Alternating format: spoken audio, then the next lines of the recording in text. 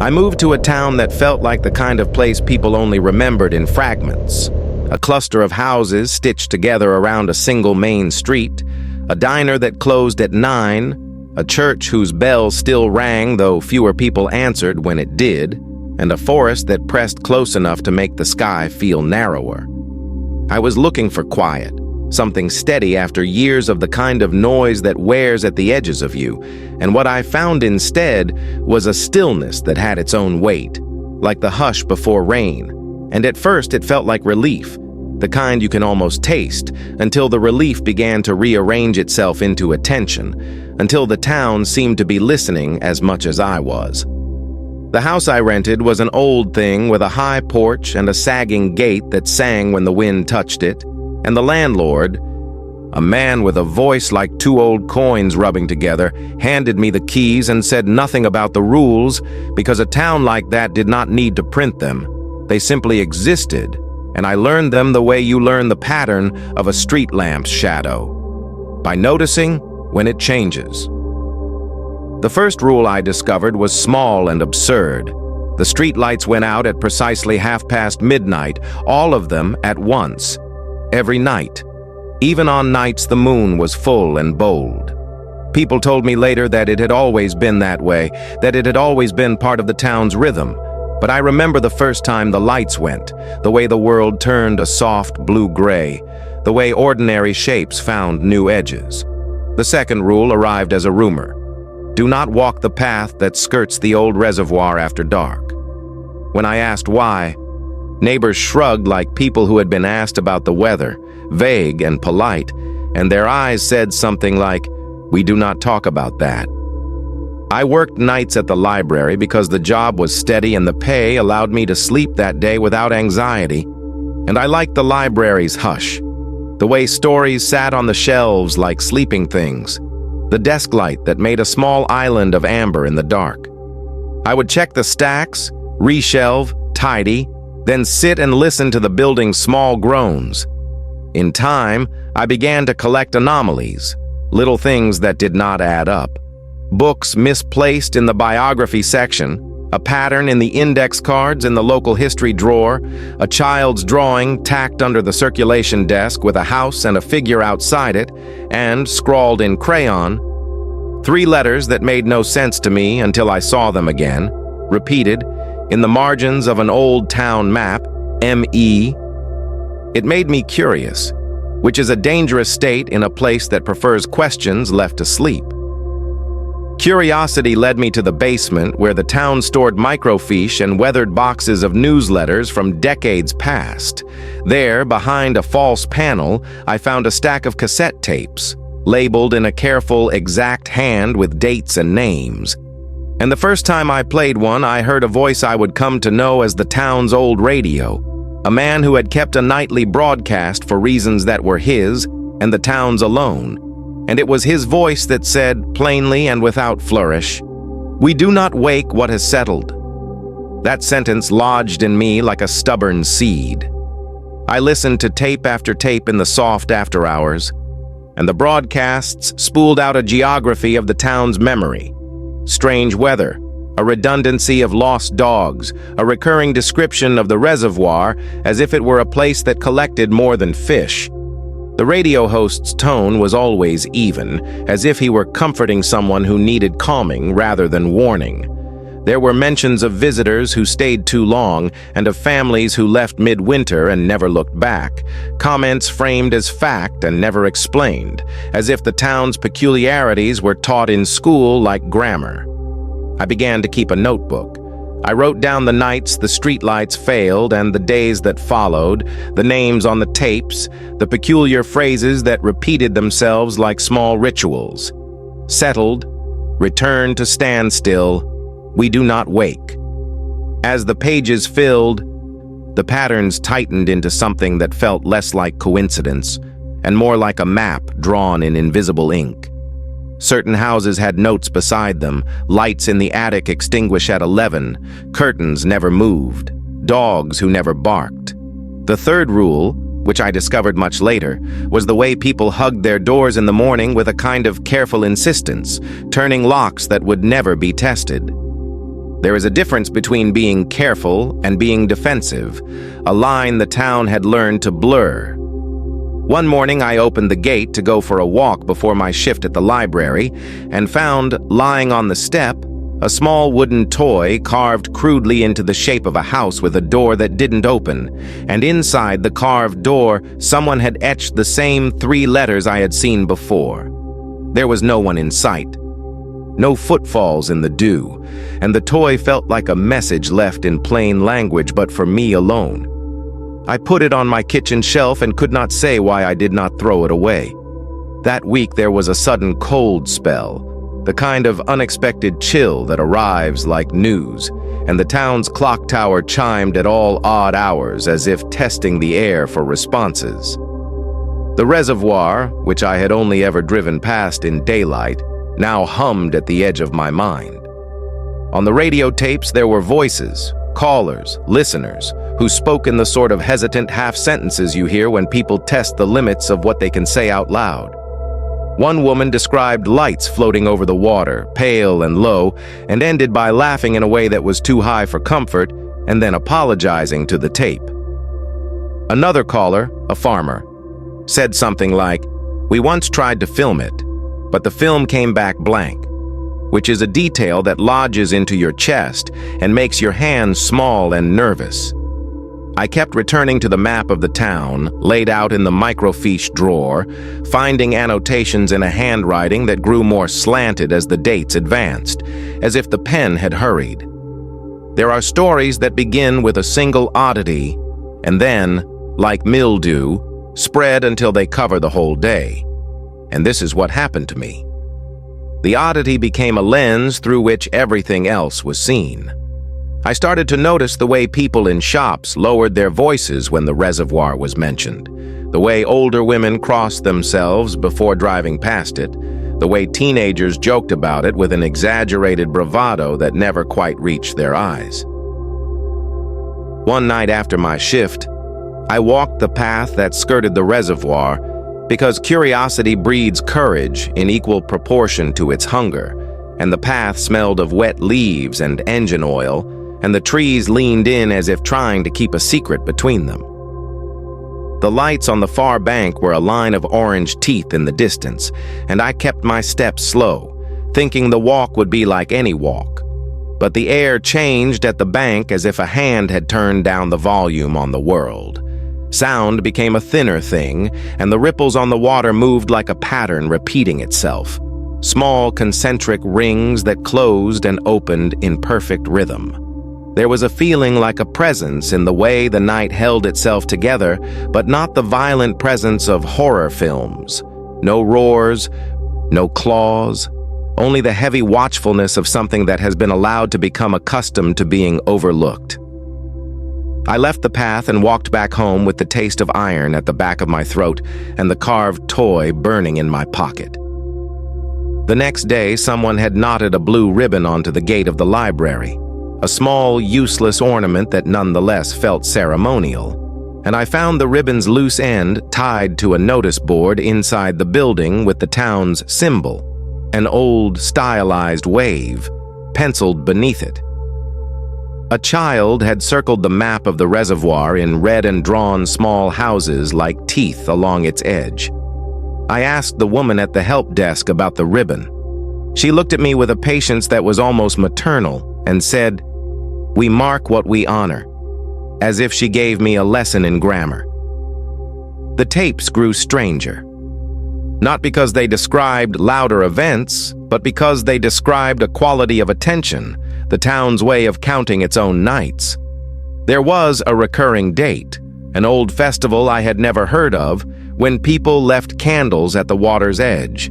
The radio host described it in calm tones, a list of names read to the water and then left, like a practice of naming that kept the water in its place. I found photographs, black and white, folded and brittle in an album hidden among the tapes. People in long coats standing by the reservoir, faces blank with a certain satisfied exhaustion, candles in their hands like small suns. Someone had written on the back of one photo, "For the sake of stillness." I asked the landlord about the festival, and his face folded into the lines of the house he counted as his life. "We keep things balanced," he said. "We keep the water from answering back." That sentence could have been a joke, but there was no humor in the way he said it. Days bled into each other, and my curiosity had become a kind of weather. It rained more frequently than seemed reasonable for the season. A gentle, insistently soft rain that made the town's streets shine like wet glass. At the library, the microfiche machine whirred and shivered like an ancient beast, and I sat with a cup of coffee cooling in my hands and listened to an old caller explain that years ago an outsider had tried to drain part of the reservoir for development and had found nothing but mud and, in the mud, a pattern of regular stones as if someone had laid a stepping path beneath the water, circular, concentric, like a ripple frozen in place. After that, the caller's voice faltered, and the tape hissed, and the host said nothing but the same phrase I had heard before. "We return it to standstill." One evening, the electricity failed entirely, not just the streetlights, and the town went black as if someone had turned off a stage light. In the hush of that blackout, I felt the town's houses breathe in unison, and I heard, perhaps because I wanted to, the sound of 100 small things settling into place. The months unfolded. Harvest came and people spoke less of visitors and more of the quiet that stayed. My sleep pattern shifted. I woke at odd hours with the feeling that something had passed outside and left a handprint of cold on my window. On one of those nights, I found a note slipped beneath my door, written on paper that smelled faintly of riverweed. The note said only, in a small, tidy script, "Do not knock if the water sings." I folded the note and laid it beside the wooden house on my shelf and took it as a cautionary superstition. It was so easy to interpret everything as ritual and then comfort myself with logic. The line between superstition and practical measure is thin. 1 week later, around dusk, the water did something that made the hairs along my forearms stand up. Not a sound, but a modulation in the way the light reflected off its surface, as if the reflection itself was adjusting to keep its features aligned with something else. In the evening papers, an old photograph of the reservoir circulated again, grainy and dark, with a crowd of people on the bank, candles held high like a constellation, and one person, a child perhaps, looking directly into the camera, expression unreadable. The caption said only, "We remember to keep our side quiet." I began to dream of the water more often. Dreams without the violence of nightmares, but with the persistent feeling of being watched by attention, like a bird feeling the presence of a hunter and holding still to see what happens next. I kept telling myself I could accept the town's rules. It was not like living with a predator, I thought. It was more like living in the presence of an ancient caution, a neighbor you could not see but who knew how you arranged your furniture. Then the neighbor's attention sharpened into events I could not easily file away as folklore. It started with the animals.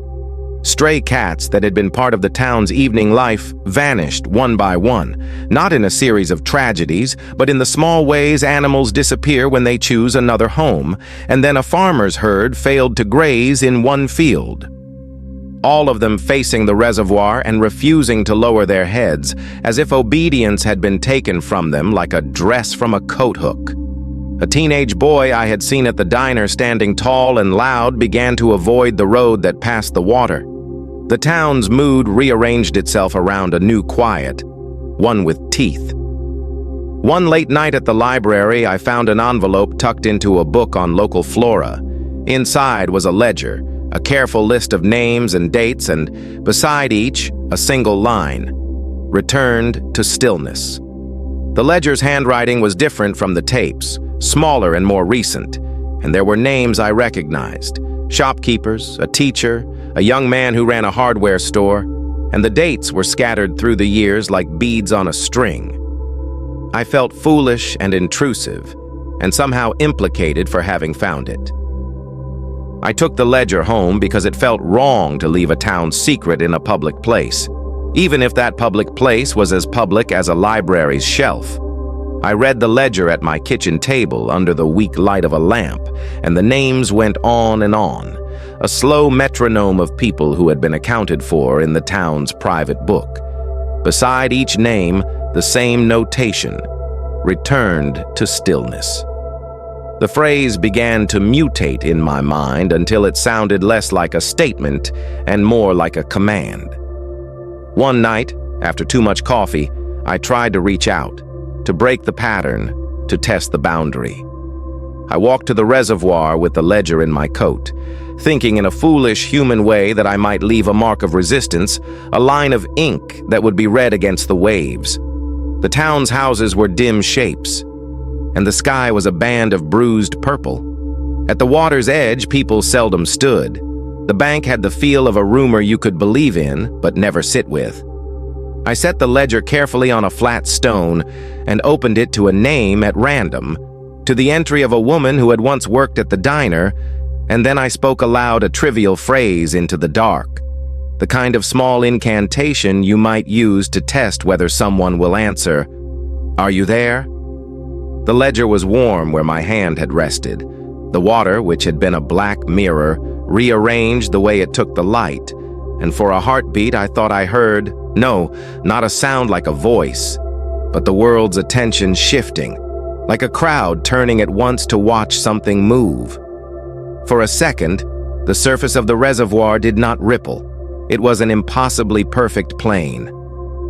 And then the plane broke not with drama, but with a gentle return. And when I looked at the ledger again, the page I had opened had a new line now, my own handwriting, my own time and date. It felt like a theft of privacy, as if the town had folded me into its ledger without my consent. My breath came fast and small. I folded the book and left it on the stone and walked home through the thickening fog, hearing the town's houses breathe the way a community might exhale after a secret is shared. After that night, I became more careful. I altered my route home. I did not leave the porch light off for long, and I stopped speaking aloud at the water's edge, but the ledger had already marked me. Entries appeared more often now in the microfiche files, references to meetings, to rituals observed by people using candles, small notes about how the water had been fed only when the town remembered to feed it, which I took to mean whatever the town offered to the water to keep it as it was. The radio host's voice, when he spoke again of the festival, softened. He said, "We do not seek disturbance, only balance." And when a caller choked back a laugh and asked what would happen if someone ignored the ritual, the host said plainly, "We would find another way to remind them." It is easy to read that sentence as a threat, but it could also be read as a sorrowful pledge. The town kept its side of the bargain, and in return, something precious and wild kept its silence. Months later, a family moved into the house across the street from me. A young couple with a child who had a laugh like a bell. They brought life to the porch that had been quiet for years. And I watched them like one watches a garden sprout, glad for the green. They were the kind of new people who ask questions and unlearn rules, and I worried for them the way you worry for someone about to touch something hot. For a while, everything remained ordinary. The child left toys on the sidewalk, and the young mother hung laundry that flapped in the afternoon like bright flags. Then, on a night that felt like the first note of a small orchestra tuning, the child went missing for an hour. The search was polite and efficient, and when the child returned, they said nothing of having seen anything unusual, only that the grass had felt very soft and the sky had been very close. The ledger recorded the incident weeks later with only a single line beside the family's name: watched and returned. The notations were matter-of-fact as a weather report. There is a way to live beside a mystery and to become part of its grammar, and I could see my neighbors doing it, moving through the rules like a language they had learned at their mother's knees. They greeted the water with a particular tilt of the head. They left a tiny oblation, sometimes a circle of pebbles, at the bank, and then walked away with the efficiency of people who understand crowd control. I tried to maintain a distance, to be the sensible observer, but you cannot look at a place like that and stay indifferent. The ledger sat on my shelf and reminded me of nights when I had felt the town's attention fall on me like a handkerchief. One winter evening, when the town seemed suspended in frost, and every exhale made a small cloud, a stranger came to the library. He wore a coat that looked like it had lived in travel, and he carried a camera with a strap that spelled out some obscure equipment brand. He asked questions about the town in the kind of voice that journeys use, curious, scalar, and not yet owned by the place. The older woman at the counter, who had been the same woman who told me, "We mark what we honor," watched him with an expression that suggested she was measuring something heavy. He asked about the reservoir and the festivals and the radio tapes, as if piecing together an article for a magazine. I felt my spine harden against him.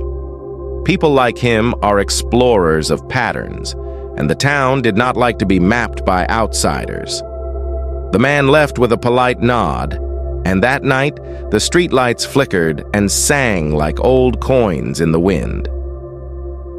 The next day, the ledger had a new entry in handwriting unfamiliar to me. A name, a date, and beside it, the simple notation returned to stillness. The camera he carried showed up later, abandoned in an alley, its film canister missing. I began to understand that the town's rituals were not small and sentimental, not harmless little customs. They were a system for making sure certain things did not wake to the world. I thought of the radio host's voice and the way it soothed callers like someone reading someone to sleep.